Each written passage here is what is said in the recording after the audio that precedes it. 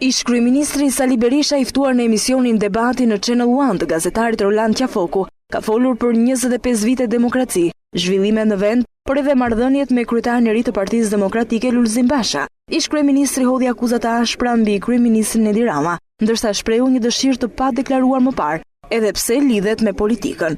A e ke vureti? E tha Edi Rama. Na del në gjumë, tha. Nuk e tha shumë këte. A është e vërtet kjo? E tha në Vlorë.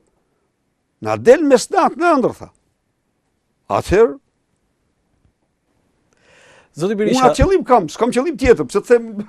Berisha mohoi çdo mundësi se ndikon në vendimet politike të Lulzim Bashës, ndërsa nuk i kurseu vlerësimet për punën e tij në krye të Partisë Demokratike. Në mënyrë absolute, kam, ose qëndrimi im dhe me të raporti im me të shkuj, po më pyeti, atë që them ja di. Ju ka pyetur? Pyet, pa diskutim pyet. Po s'më pyeti, në mënyrë absolute, nuk i them kur pse s'më pyete. Pse? Unë jam Sali Berisha.